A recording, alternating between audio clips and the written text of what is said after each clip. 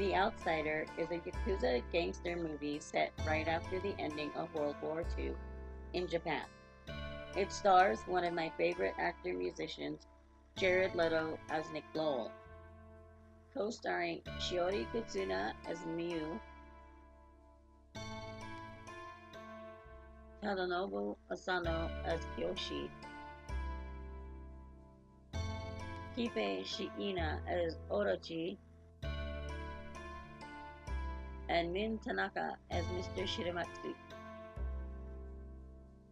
The movie was directed by Academy Award nominee Martin Peter Zandvillet. Zandvillet? I hope I'm saying that right. Zandvillet. This Netflix movie was released in March 2018. It's rated for mature audiences. Jared Leto stars as Nick Lowell, a soldier POW thought to have been killed by Japanese soldiers.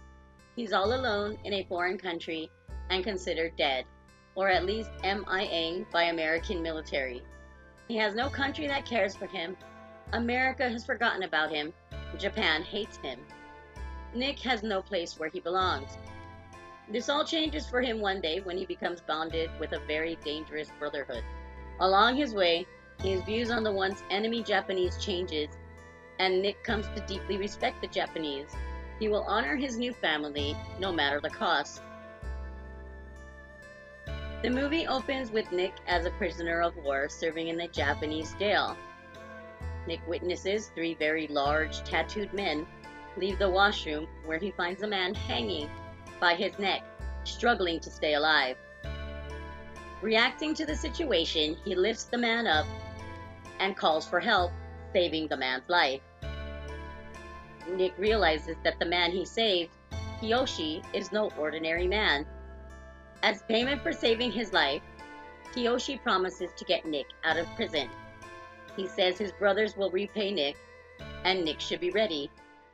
However, this means that Kiyoshi must get out of prison first. He will again need Nick's help to do this. I need you to keep me from dying, and make sure the girls come.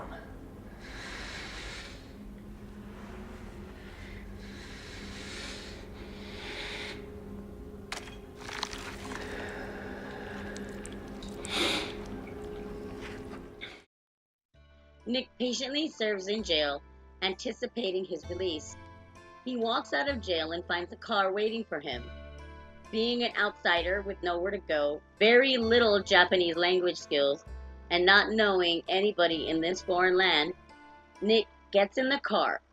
Wherever this car takes him, he doesn't care. He is happy for the freedom.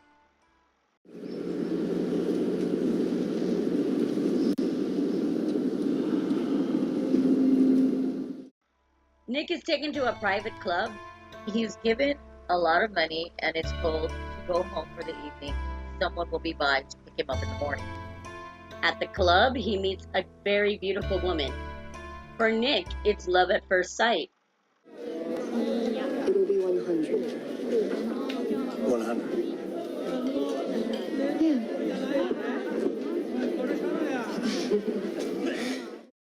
He goes home to his new place and reflects on the events so far. Kiyoshi made good on his promise to take care of him, but he feels there is something more coming his way. Whatever is coming will change Nick forever. So, what's next for Nick?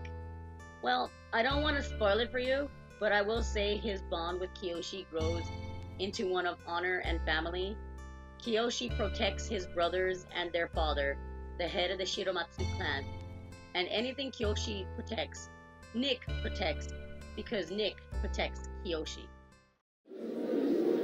Nick, take my sister home. She's drunk.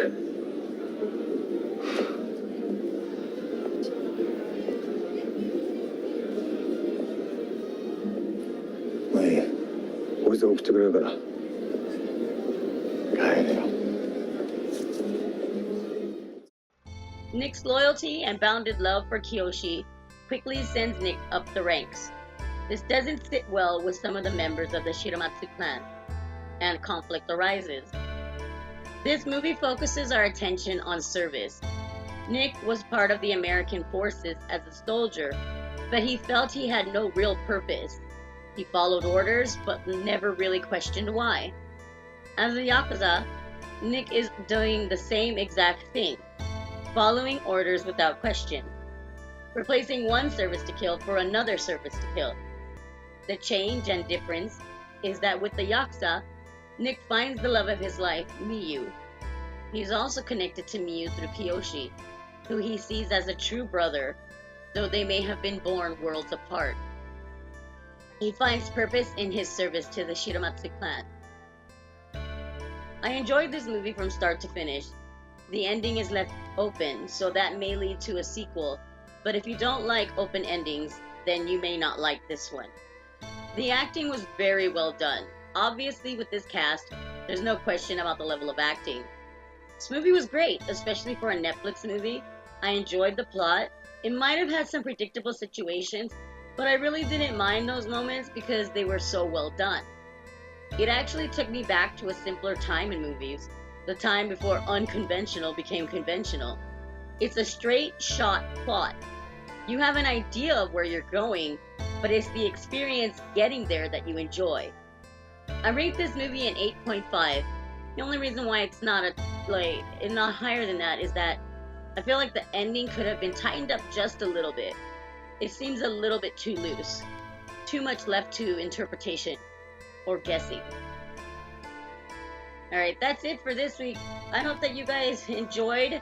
Anyway, I'll see you guys next week. Okay, bye.